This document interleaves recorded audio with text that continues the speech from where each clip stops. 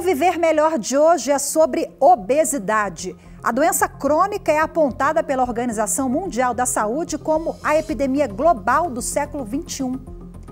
O Brasil está entre os países com maiores índices de obesidade no mundo. Segundo o Ministério da Saúde, 1 em cada 5 brasileiros é obeso. O Atlas Mundial da Obesidade 2022 aponta que até 2030 a doença deve atingir quase 30% da população adulta do país. Ao longo do programa você vai ver que a obesidade envolve uma complexa relação entre corpo, saúde, alimento e sociedade. E não é uma questão de estética ou de se enquadrar em um tipo de padrão, é saúde. A obesidade tem como consequência uma série de doenças. Vamos falar sobre o peso social de um corpo obeso, as causas, as consequências, os fatores de risco e as estratégias para se combater a doença. Conheça as histórias da Nayara, de 28 anos, e da Esther, de 46. Uma recebeu uma indicação médica para fazer a cirurgia bariátrica e perdeu mais de 100 quilos. A outra conseguiu eliminar 24 quilos da balança com reeducação alimentar e atividade física. Reportagens, entrevistas, informação, quadros sobre saúde, a partir de agora no Viver Melhor. A obesidade pode ter diferentes origens, que variam desde fatores genéticos e transtornos alimentares até maus hábitos e sedentarismo. Ela é um dos principais fatores de risco para várias doenças, como diabetes, doenças cardiovasculares, doenças respiratórias, pressão alta, AVC. O que a gente tem que entender, primeira coisa, o paciente obeso é um paciente doente, tá? Ele está gordo não é porque ele quer, ele está gordo porque ele tem uma doença, tá, que faz ele ficar gordo. Mas o que é considerado obesidade? Pela definição da Organização Mundial da Saúde, obesidade é o excesso de gordura corporal em quantidade que determine prejuízos à saúde. Os tipos de obesidade variam conforme a localização da gordura no corpo. Atualmente, há 3 categorias da doença. Cada uma delas impacta a saúde de um modo diferente. A OMS utiliza o IMC, Índice de Massa Corporal, para classificar o grau de sobrepeso e obesidade da população.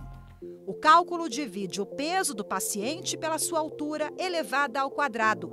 Uma pessoa é considerada obesa quando tem o IMC maior ou igual a 30. Quem atinge IMC igual ou maior que 40 está com obesidade grau 3, ou mórbida, diretamente relacionada ao aumento da mortalidade. Quem alcança de 35 a 39 está na categoria de obesidade grau 2, considerada severa. Entre 25 e 29 é diagnosticado com sobrepeso e já pode ter alguns prejuízos com excesso de gordura. Quem tem índice de massa corporal entre 18 e 24 é considerado normal. Confira só o exemplo dessa conta. Se você pesa 80 quilos e tem 1,80 m de altura, o seu índice de massa corporal é 24, considerado o peso ideal. Quem está acima do valor estimado deve buscar ajuda médica para entender as causas específicas do problema e receber orientações sobre qual o melhor caminho para tratar a doença.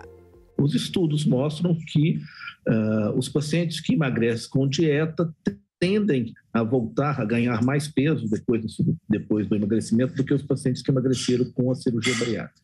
Daí uma vantagem da cirurgia bariátrica. Você tem pacientes que emagrecem muito, tipo 80, 90 quilos, que ficam sem excesso de pele, por incrível que pareça. E outros pacientes que emagrecem 20, 30 quilos e têm um excesso de pele redundante muito grande. Esse excesso de pele, ele pode, principalmente no abdômen e na mama, dobrar, causando um atrito de pele com pele, devido à quantidade de pele muito grande e, às vezes, ainda um resquício de gordura que está ali ainda, né? Então, são situações que a cirurgia plástica, com a retirada de pele, vai dar um conforto muito grande para o paciente. O tratamento da obesidade envolve abordagens de caráter nutricional, medicamentoso e prática de exercícios físicos. A adesão do paciente é determinante para o bom resultado, independentemente da estratégia. Dependendo do grau da doença, nos casos mais graves, um dos procedimentos indicados é a cirurgia bariátrica, popularmente chamada de redução do estômago. Para muitos pacientes, além de salvar vidas, essa cirurgia surge como um atalho para a realização de sonhos, como no caso da Nayara Batista, de Brasília. Ela perdeu mais de 100 quilos com a bariátrica. Uma história de superação, amor e renascimento. Nayara tem 28 anos e é secretária numa clínica de saúde e estética de Brasília. Ela é formada em pedagogia, mas há 4 anos virou o braço direito do médico cirurgião que fez a bariátrica dela. A jovem passou por um tipo de procedimento conhecido como bypass gástrico, o tipo de cirurgia bariátrica mais comum. O método reduz o espaço no estômago e gera um desvio do intestino. Nayara perdeu mais da metade de seu peso corporal. Eu pesava 170 quilos, eu precisei emagrecer para ir para a mesa de cirurgia, 15 quilos, mas eu consegui emagrecer 17 para ir para a mesa de cirurgia. E hoje, com 3 anos e 8 meses de operada, eu tô com 55 quilos. Eu tive medo, eu era muito resistente à cirurgia bariátrica, eu via ela como algo invasivo para minha vida, mas realmente não é. Resistente ao procedimento, até se render à cirurgia por orientações médicas e risco de morte.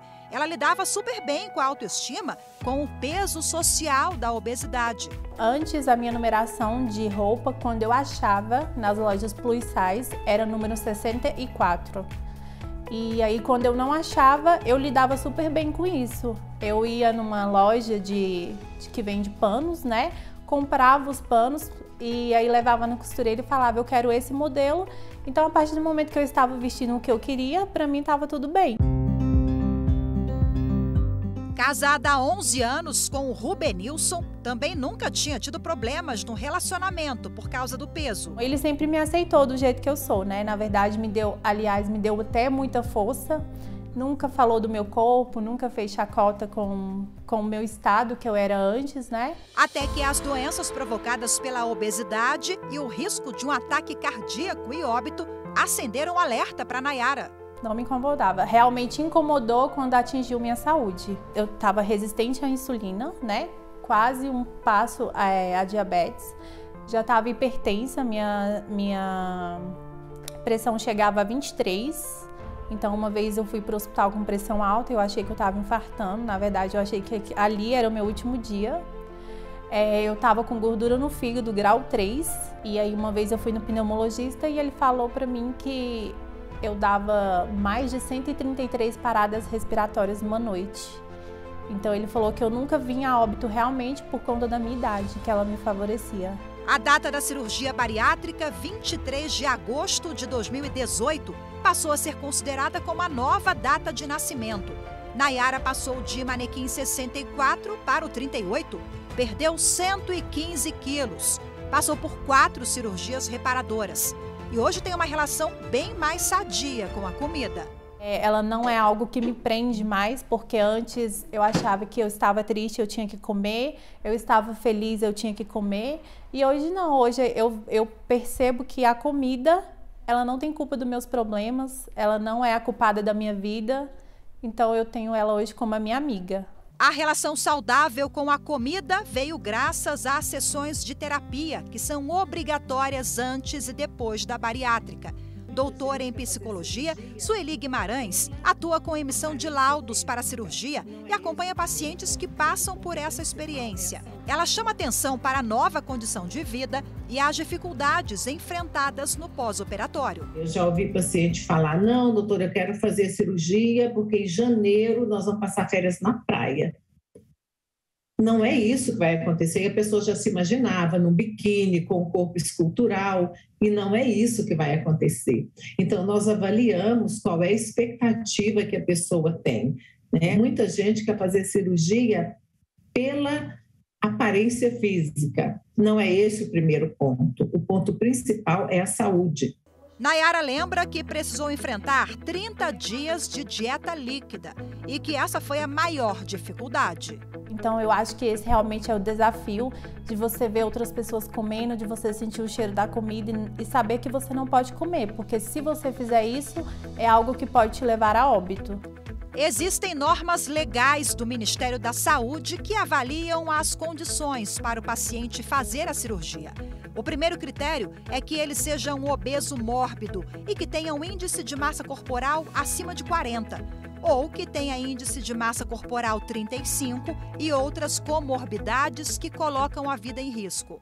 Para tratar a obesidade, principalmente se for um tratamento cirúrgico, é necessário uma equipe multidisciplinar, que tenha médico endocrinologista, um cirurgião, obviamente, que vai fazer a cirurgia, nutricionista, o psicólogo e um educador físico, para que essa pessoa possa realmente ser assistida em todas as dimensões. Especialistas alertam que a técnica não é isenta de riscos e nem milagrosa. Ela não vai sair com o organismo que todas as outras pessoas têm. Ela vai sair com uma alteração importante no estômago e no intestino. Então, o processo digestório não será o mesmo. Com foco nos sonhos e na retomada de planos, Nayara se casou numa cerimônia religiosa em 2021. Hoje garante que a felicidade plena veio com o renascimento pós-cirurgia. Antes eu achava que eu era uma pessoa feliz, mas realmente eu vejo que felicidade eu tenho hoje.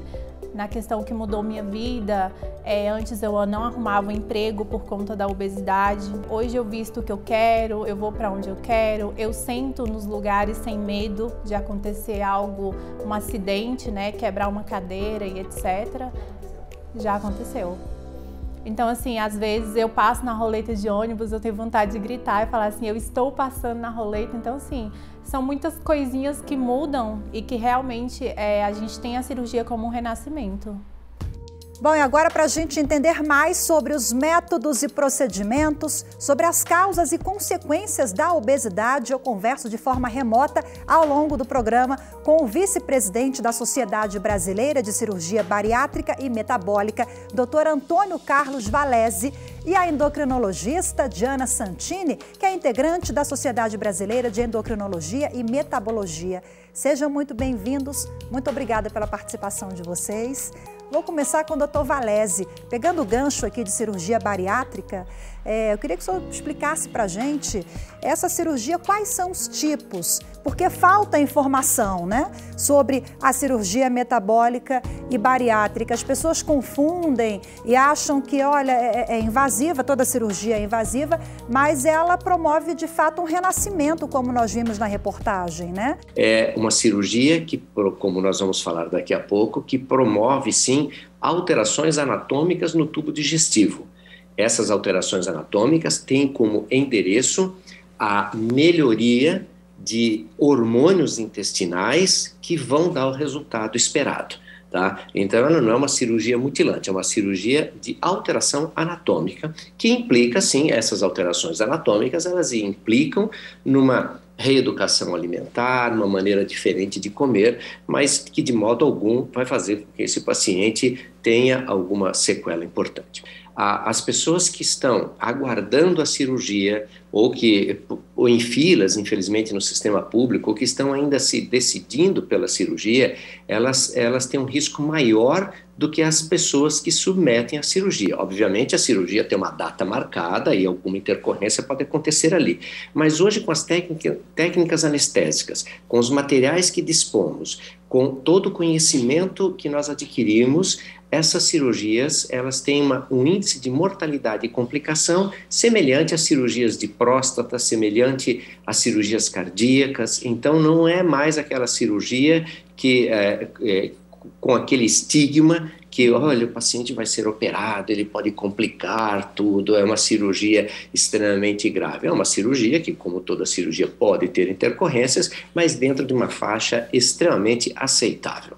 Diana, seja bem-vinda mais uma vez ao programa. Suas considerações iniciais a respeito das reportagens, a respeito da falta de informação sobre, não só sobre a cirurgia bariátrica, mas sobre a obesidade, né? A obesidade, o especialista colocou ali na reportagem, é uma doença. às vezes as pessoas não levam muito a sério, não têm noção das consequências, né? Você também que integra a Sociedade Brasileira de Diabetes, é coordenadora de campanhas lá da sociedade, pode explicar para a gente um pouquinho, para começar, quais são as consequências, né? Elas são inúmeras, a obesidade acarreta ali uma série de doenças, né, Diana? Olá, muito prazer estar aqui novamente. Então, hoje a gente tem um papel de ensinar as pessoas a enxergar a obesidade de uma forma diferente. Ela sempre foi muito estigmatizada e as pessoas sempre acharam que está acima do peso aquela pessoa que é sem vergonha, que não tem força de vontade, né, que não tem disciplina, e não é bem assim. Então, a obesidade, ela é uma doença crônica, como foi bem comentado, que implica uma série de alterações hormonais, neurológicas, comportamentais, psiquiátricas, e que precisa ser abordada com o seu devido cuidado. E como toda doença crônica, ela não cura, você controla.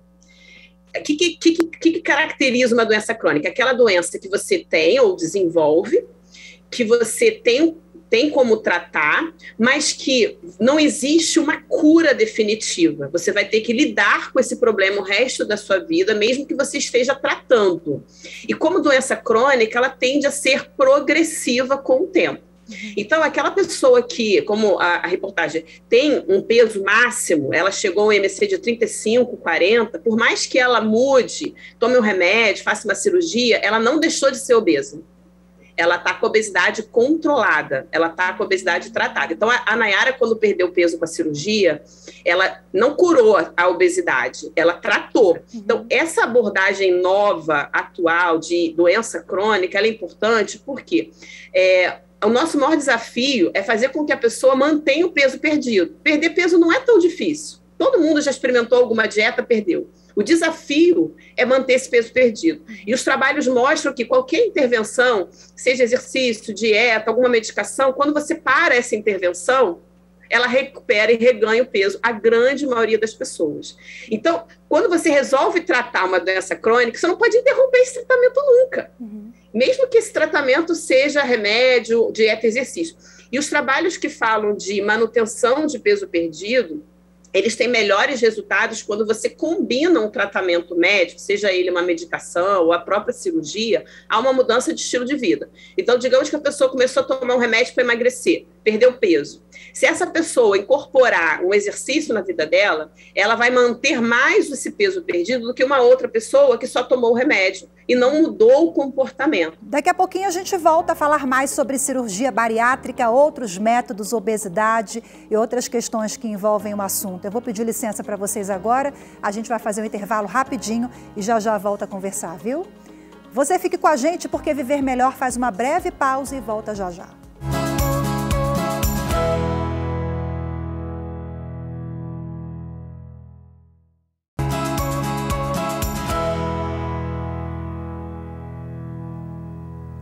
O Viver Melhor está de volta e hoje é sobre as causas e consequências da obesidade, as estratégias de perda de peso com saúde e qualidade de vida.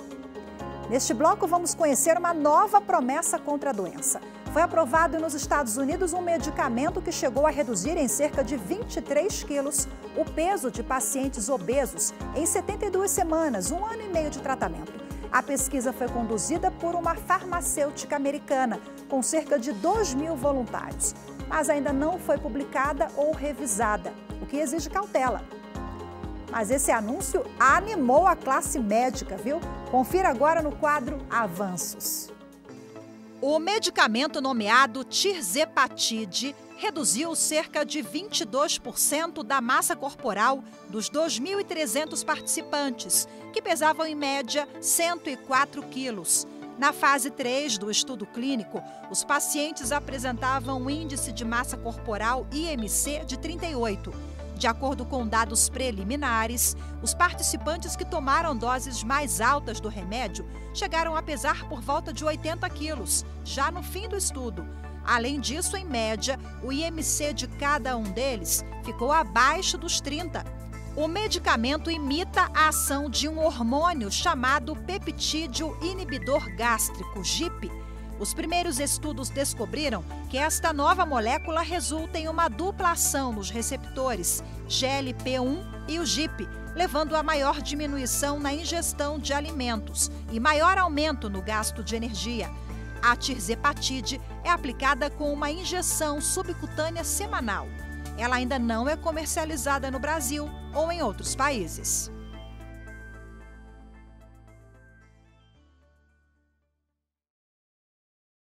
E para repercutir esse novo medicamento e outras estratégias contra a obesidade, com a palavra de volta, meus convidados desta edição, o vice-presidente da Sociedade Brasileira de Cirurgia Bariátrica e Metabólica, Antônio Carlos Valese, e a endocrinologista Diana Santini. Com a palavra, Diana. Diana, conta pra gente, você inclusive participa também de estudos sobre medicamentos, né, que podem ajudar a combater a obesidade. O que você acha desse agora desenvolvido pela farmacêutica americana? Ainda é um estudo preliminar, mas que já deu uma animada aí? Sim, felizmente hoje a gente já tem um entendimento melhor do mecanismo que gera o controle do peso. Muitas das terapias novas, elas envolvem os hormônios produzidos pelo intestino, né? E isso também é um dos motivos pelo qual a cirurgia bariátrica tem sucesso. Então, quando o alimento chega no tubo digestivo, o organismo secreta alguns hormônios, dentre eles o GLP-1 e o GIP, que mandam uma mensagem para o cérebro dizendo, olha, estou satisfeito, controla a produção de insulina, de glucagon, e vão ajudar em todo esse processo de balanço da energia. O que se sabe hoje é que as pessoas que têm obesidade e diabetes têm uma produção menor desses níveis de hormônios no intestino. E essa sinalização para a saciedade e a fome acaba ficando prejudicada. Então, hoje a gente vem entendendo muito sobre isso. Essas medicações, elas geralmente começam com o objetivo de tratamento do diabetes, observa-se uma perda de peso interessante, depois começam-se os estudos para o tratamento de obesidade nesse sentido.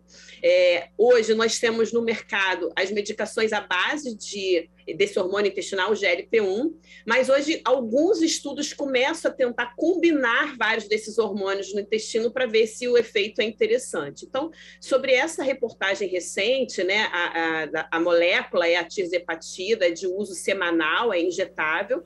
Foi aprovado há umas 2 semanas, mais ou menos, pelo FDA, o tratamento para o diabetes, mas, recentemente, foi publicado um estudo fase 3 para pessoas sem diabetes, com sobrepeso e obesidade, onde se mostrou uma perda de peso aí de 24 quilos, um equivalente a 22,5% do peso corporal.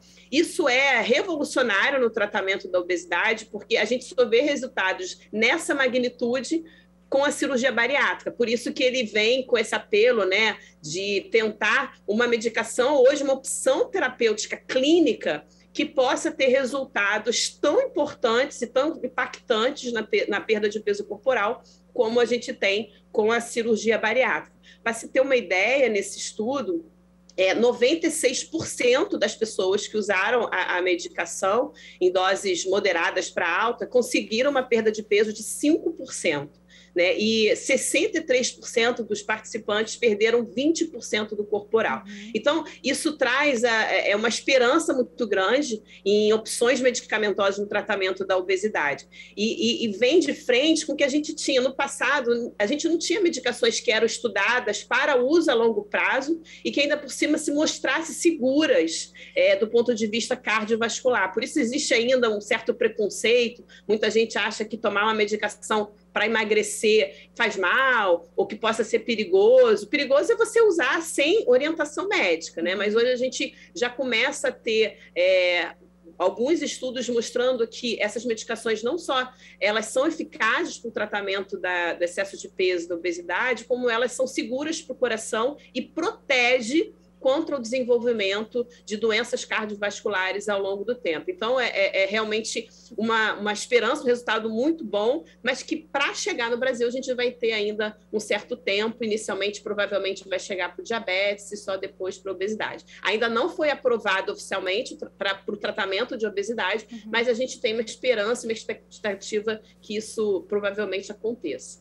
Doutor Valese, como é que o senhor avalia o anúncio da farmacêutica americana? Eu gostaria de ressaltar a o desenvolvimento farmacêutico em relação à obesidade. Isso é fantástico, porque o endocrinologista e o cirurgião, eles têm que dar as mãos para tratar esse paciente. Então, a cirurgia e a farmacêutica, elas estão juntas.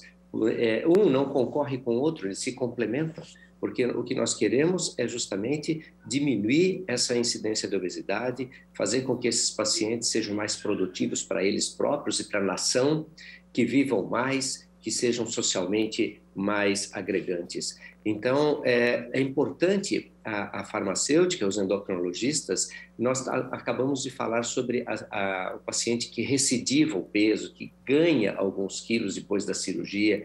Nesse aspecto, além de relembrar o paciente, como eu falei, da sua centricidade do tratamento, do exercício físico, do comportamento alimentar, existem medicamentos que depois a Diana pode até comentar alguma coisa nesse aspecto. Falando em esperança e expectativa, a medicina está avançando muito, né? Sobretudo na sua área também, na área de cirurgia bariátrica. Hoje elas estão menos invasivas, com procedimentos cada vez mais tecnológicos e mais revolucionários, né? Da mesma maneira que a farmacêutica está avançando muito, nós da cirurgia também, hoje os materiais utilizados para a realização da cirurgia são muito, mas muito melhores do que 20 anos, 30 anos, quando nós começamos a fazer a cirurgia. Eles são mais seguros, ergonomicamente mais vantajosos, isso agrega um tempo cirúrgico menor, consequentemente uma recuperação melhor para o paciente. A fisioterapia avançou muito, as drogas anestésicas. Hoje nós temos plataformas também como a robótica, indicada para alguns pacientes, com vantagens em alguns pacientes, em algumas técnicas.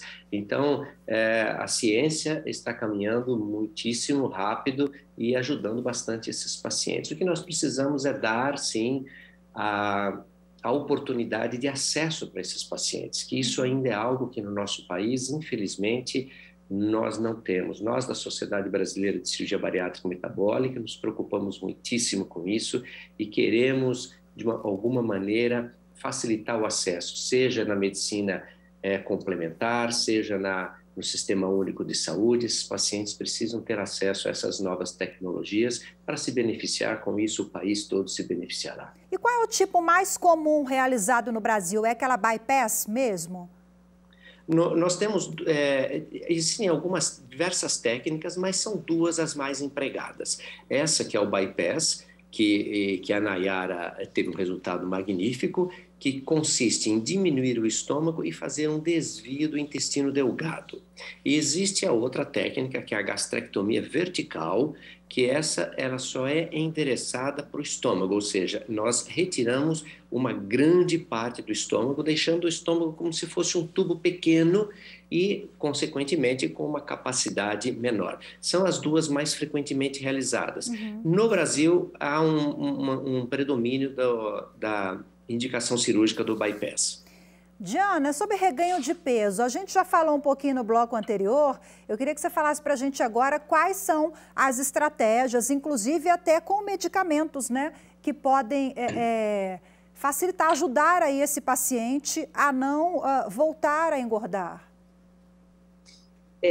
A questão do reganho de peso acontece porque o organismo ele tenta se defender. O nosso corpo ele foi feito para economizar energia, isso foi selecionado, né? Nós fomos selecionados ao longo de muitos anos, e aquela pessoa que consegue poupar mais energia numa situação de carência, de falta de estresse, ela sobrevive mais. Então, o ser humano, ele poupa energia, né? E ele tenta se defender. Então, imagina, por exemplo, se você tira 2 litros de sangue, automaticamente o organismo percebe que você tem menos sangue, a medula óssea aumenta a produção de glóbulos vermelhos e você restaura o seu equilíbrio. Isso acontece também se você tira um pedaço de fígado, ele vai regenerar e conseguir compensar. Então, esse conceito também acontece com a massa gorda corporal. Então, se você reduz a ingesta calórica, o corpo percebe, está faltando energia, eu preciso tirar do estoque. Ele vai gastar o seu estoque, mas ele entra num sistema de alerta e de defesa que ele ativa uma série de sinais para o cérebro, fazendo com que ele economize o gasto de energia, então ele vai reduzir o metabolismo basal, direcionar essa energia para aquelas funções que realmente são muito importantes e ativa, dispara áreas no cérebro que vão fazer você recuperar esse peso, vai impulsionar a ingesta alimentar, a fome, a vontade, vai ativar todos os seus sensores. Então, a cirurgia bariátrica, por exemplo, ela atua no tubo digestivo, ela não atua nessa regulação do balanço energético, nem no sistema nervoso central. E por isso que, assim como a cirurgia e outras terapias, com o tempo ela tende a falhar justamente porque o organismo busca essa defesa corporal e recuperar aquele peso perdido. É como se ela tivesse que compensar de todas as formas para manter aquele estágio de equilíbrio. E por isso que é tão difícil ao longo dos anos você manter aquela perda de peso. Então, o que a gente pode fazer nessa luta, né? Porque, na verdade, é uma briga entre a defesa corporal e aquilo que você precisa atingir para seu estado de equilíbrio e saúde, porque o corpo não entende que aquele peso máximo faz mal à saúde, né? E a gente precisa mostrar para ele que não. Então, a gente precisa atuar, de alguma forma, inibindo essa recuperação do peso. Então, essas áreas do cérebro, que são na região chamada hipotálamo, que controla sede, fome, prazer, temperatura corporal, ela controla esse balanço energético. Então, as medicações hoje que a gente tem no tratamento do diabetes e obesidade, que envolve esses hormônios intestinais, a gente já conseguiu demonstrar que eles atuam exatamente nessa área do hipotálamo, né, na região da PONC, CART, justamente inibindo esses impulsos para comer, regulando esse balanço energético. Doutor Valese, é verdade que a cirurgia bariátrica ou metabólica, ela pode, inclusive, ajudar no controle da pressão arterial ou até mesmo no combate ao diabetes? Não só isso. Diabetes, muitos desses pacientes, mais de 2/3 deles entram em remissão, ou seja, há uma melhora dos índices glicêmicos, diminuição da necessidade de medicamentos, a hipertensão também, outros 2/3, a melhora da apneia do sono, a melhora, obviamente, das questões articulares, e existe hoje também 13 tipos de tumores já com comprovação científica que tem uma relação direta com a obesidade e há uma diminuição da incidência desses tumores em pacientes que diminuíram o seu peso. Então, de uma maneira mais assim assertiva com a cirurgia bariátrica, mas também eles se beneficiariam da redução do peso de uma maneira clínica. Não curadas necessariamente, mas melhoradas de uma maneira importante e depois requer um acompanhamento.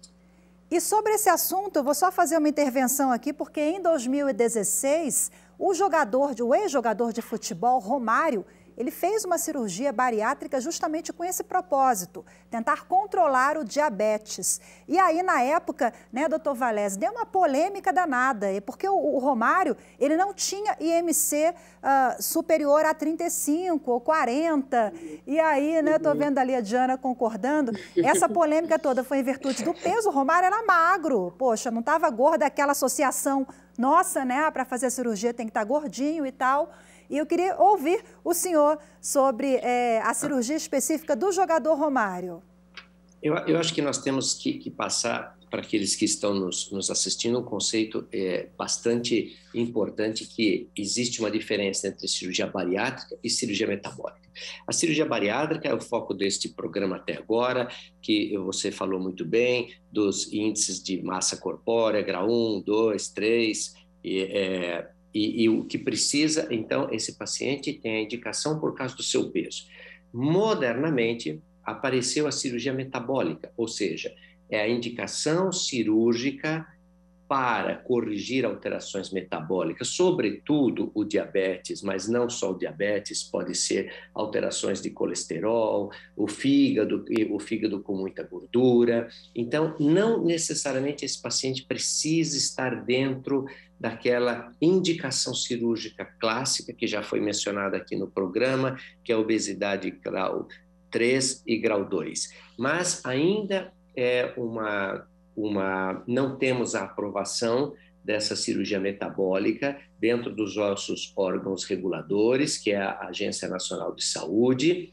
Então, é uma cirurgia que é feita ainda em caráter de pesquisa. Tá? Nós estamos trabalhando para que consigamos a aprovação dessa cirurgia para a população em geral, mas ainda ela não é feita ela não está regulamentada dentro na nossa legislação relativa, diferente por exemplo, da cirurgia bariátrica. Uhum. Eu percebi Por isso que deu toda essa celeuma em relação a uma personalidade conhecida, sim, que estava não obesa, mas com uma indicação metabólica, né? Percebi que a doutora Diana estava aqui concordando, então com a palavra agora, nossa endocrinologista, para esclarecer e amarrar também, finalizar essa questão. Não, perfeito, o doutor Valese colocou. E isso, como ele é uma figura popular, né, isso acaba gerando muito ruído. A questão de não ter ainda definido qual seria o ponto metabólico para a cirurgia, que seria o ponto. A gente não sabe, o paciente que tem diabetes, mas está com obesidade, com MC de 35, isso está ok. Para a gente, ele pode operar porque ele vai corrigir o excesso de peso e melhorar o diabetes consequentemente, isso a gente não tem a menor dúvida. A questão é, uma pessoa que tem diabetes, mas que não está acima do peso, ela teria indicação de cirurgia? A gente não tem essa resposta ainda, a gente não sabe como que seria a longo prazo, ele poderia ficar até abaixo do peso, que poderia também ter algumas consequências para a saúde, então a gente não sabe ainda em que estágio do diabetes, que tipo de diabetes, né? Se ele precisa ter uma falência suficiente de secreção de insulina ou não. Então, isso tem uma questão de segurança, né? A gente sabe que cirurgia bariátrica vai melhorar o diabetes, mas você precisa ter uma obesidade suficiente para justificar a cirurgia como uma das estratégias também para o controle da glicose. Excelente, vou pedir licença mais uma vez, vamos partir para o intervalo rapidinho, daqui a pouco a gente volta a conversar. Você fique com a gente porque Viver Melhor faz uma breve pausa. Daqui a pouco a gente volta com mitos e verdades. E ainda a história de superação e força de vontade da Esther. Aos 46 anos, ela perdeu 24 quilos, graças à reeducação alimentar e à prática de atividade física. Não perca, a gente volta já já.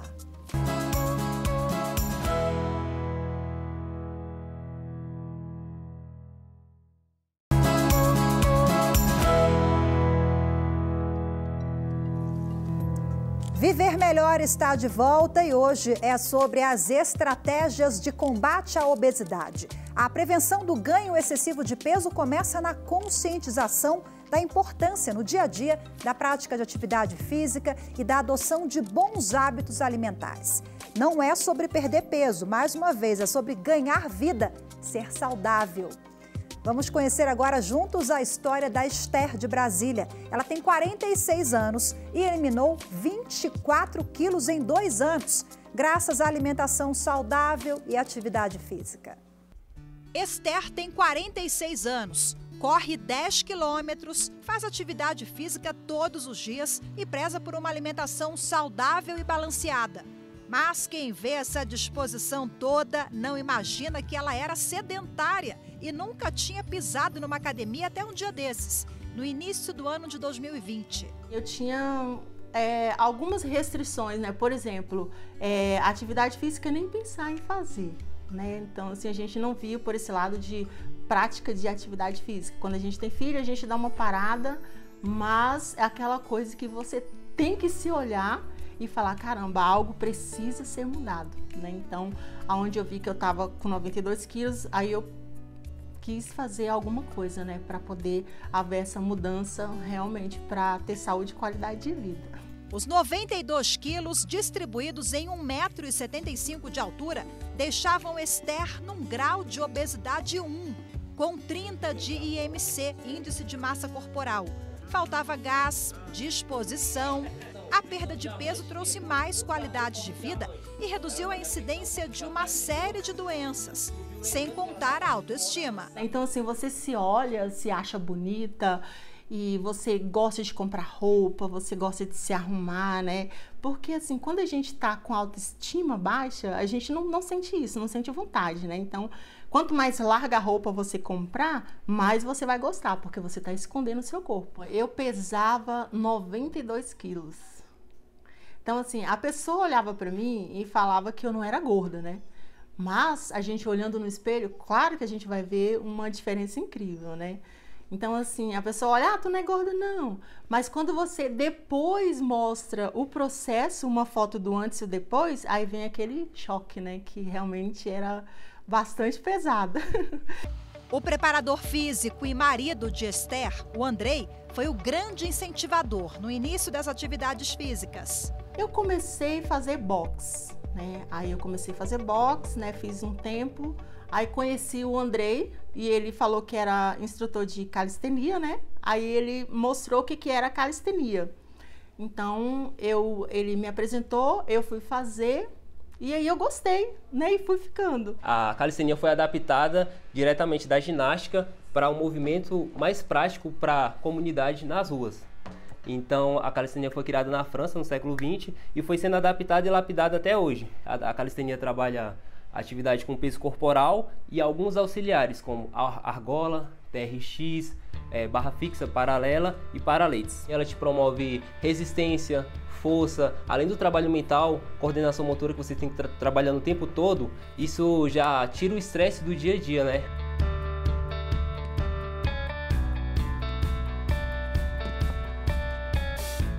Com a força de vontade da Esther e a paciência do Andrei, o projeto deu certo, mas foi difícil.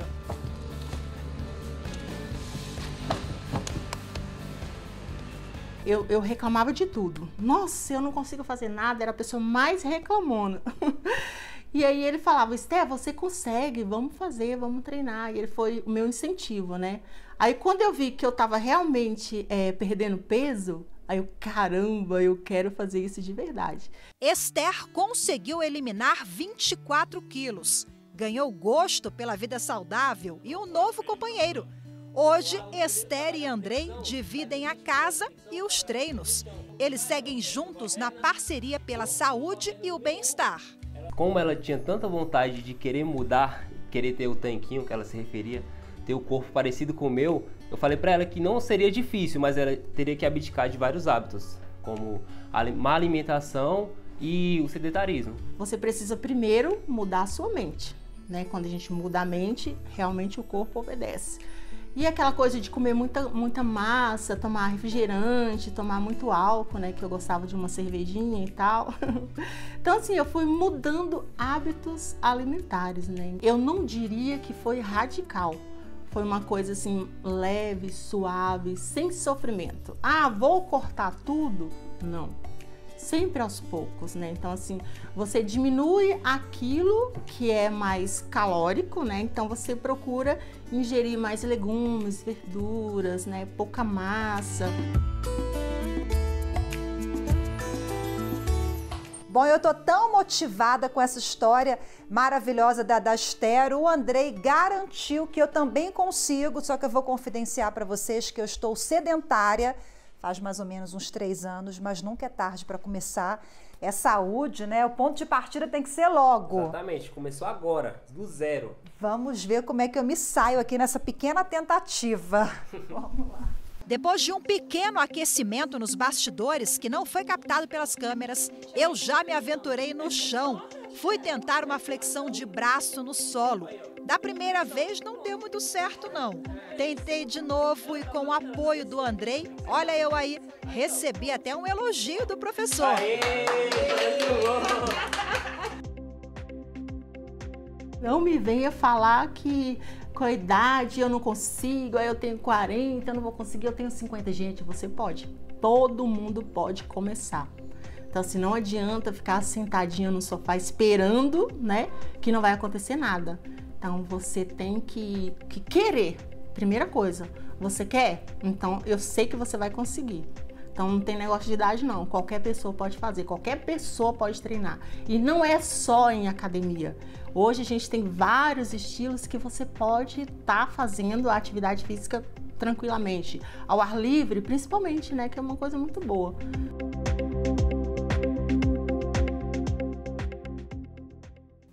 Olha aí o recado da Esther, viu? Nunca é tarde para começar. Eu comecei, estou muito feliz, devagarzinho, mas já comecei, viu? Doutor Valese, doutora Diana, vamos voltar aqui à nossa conversa. Último bloco do programa, nós sabemos que a informação é uma importante aliada para conscientizar as pessoas sobre a importância de atividades físicas, de hábitos saudáveis. E quando a gente fala que a obesidade é uma doença, ela é uma doença também, ela é cercada de estigmas, mitos e verdades que nem sempre são esclarecidos de forma correta, né? Então, para finalizar, vamos ouvir aqui os nossos especialistas. Vou começar com Diana, sobre mitos e verdades. Diana, quer dizer que toda pessoa é gorda porque come demais? Mito ou verdade? Não, isso é mito. Nem todo mundo está acima do peso porque come demais. Existe uma série de doenças metabólicas, genéticas, que podem levar ao ganho de peso e a pessoa não come muito, né? Alterações hormonais podem lentificar o metabolismo e isso levar a esse ganho excessivo. Então, por isso que é sempre importante uma avaliação do especialista de obesidade. Por que você está acima do peso? Tem alguma coisa por trás que esteja acontecendo e que seja passível de tratamento e ajuste. Então, é um mito. Doutor Valese, é mito ou verdade que quem faz a cirurgia bariátrica precisa ter atenção redobrada aos hábitos, porque essa pessoa tem o risco de trocar o vício da comida por um outro vício? Mito ou verdade?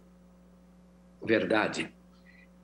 A comida é um dos fatores que nos dá prazer, que a Diana falou do hipotálamo. Então, existem fatores de recompensa na nossa vida e a comida é um deles. E, de uma maneira geral, a cirurgia bariátrica vai tolher essa capacidade de comer grandes volumes. Então, esse paciente, ele precisa conseguir recompensa através de outros fatores, como, por exemplo, trabalho, esporte, como nós vimos aqui, mas alguns pacientes acabam indo para o álcool ou até para comidas calóricas e pastosas para conseguir essa recompensa. Então, isso é verdade, sim. Olha só, eu achei que fosse mito, é sério, né? Fica aí o alerta.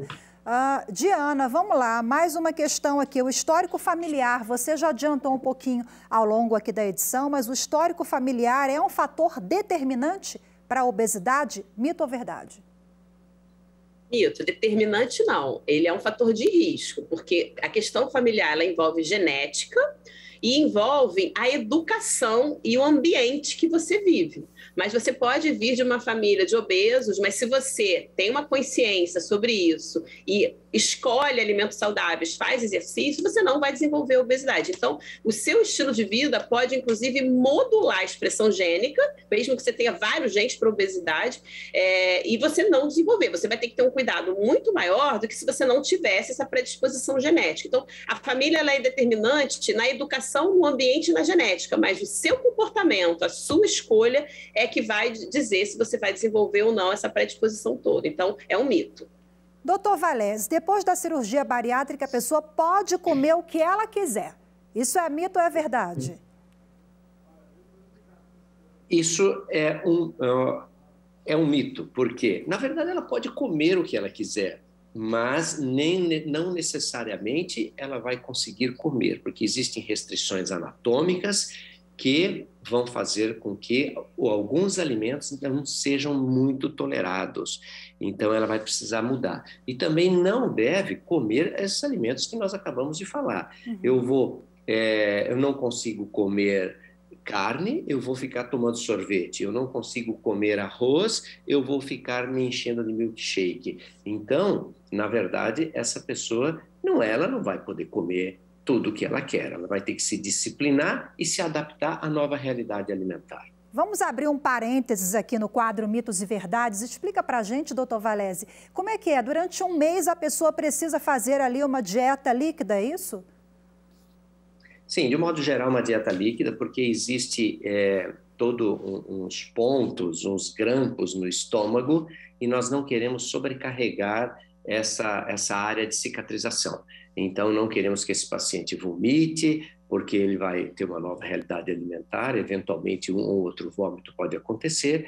Então, dieta líquida para ele, para cicatrização, tudo. Aí, paulatinamente, vai aumentando de líquida para pastosa, cozida, tudo, até em torno de 30 dias ele estar liberado para comer comida sólida como comia antes, dentro de uma nova realidade, obviamente, de aceitação e também de política de boa alimentação no pós-operatório. De volta aqui ao quadro Mitos e Verdades. Diana, é verdade que a amamentação protege contra a obesidade? Tem alguma ligação?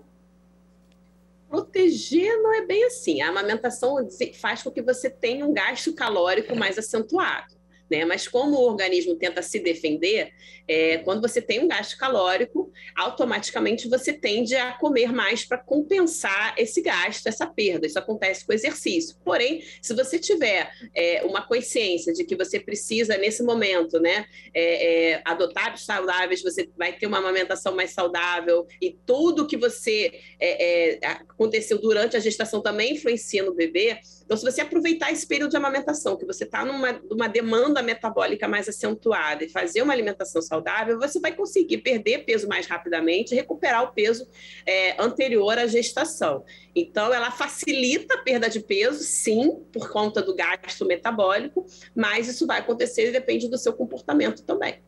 Doutor Valese, é verdade que algumas pessoas precisam perder peso para se submeter à cirurgia bariátrica? Sim, isso é verdade. Pacientes extremamente obesos, pacientes que têm alguma condição clínica associada, problemas cardíacos, problemas respiratórios, então nós solicitamos sim uma diminuição do seu peso para que esse paciente seja levado à cirurgia em condições melhores, uma cirurgia mais rápida, menos intercorrências durante o intraoperatório e uma recuperação melhor no pós-operatório. Então, isso é uma verdade. Caminhando para o fim agora, eu queria finalizar com uma reflexão dos senhores a respeito desse tema, a respeito da conscientização também, porque falamos que a adesão do paciente é fundamental para a gente conseguir ter um tratamento que tenha sucesso, qualidade de vida, saúde. O paciente precisa aderir e apoiar o trabalho de vocês, né? Então, para finalizar, eu queria que você deixasse uma mensagem sobre essa questão, um alerta, fique à vontade. Bom, primeiro, a gente precisa prevenir a obesidade, começar desde pequeno, a educação em casa, nas escolas, com hábitos saudáveis, porque a prevenção é a melhor forma de controlar essa epidemia. Mas uma vez que você está acima do peso, você tem que procurar ajuda. É importante você procurar um profissional especializado, não só para tratar essa condição, mas saber o que está por trás desse excesso de peso. Não só uma alteração genética, hormonal, mas um diabetes, um colesterol alto, uma hipertensão. E mesmo que você já tenha tentado, falhado, né? Não vou voltar, o médico vai brigar comigo, né? É importante você colocar suas dificuldades para que ele consiga te ajudar. Então, a dica que fica é prevenção com educação e tratamento com o especialista ao longo do tempo e mudança de estilo de vida sempre, né? Com alimentação saudável e exercício para a vida toda, desde pequenininho até a senilitude. Doutor Valese, com a palavra agora para a gente finalizar. São vários os métodos, as estratégias de perder peso, mas todos em prol da saúde, né? A gente já falou um pouquinho também, não é para se enquadrar num padrão que a sociedade impõe, definitivamente não é saúde e qualidade de vida, né?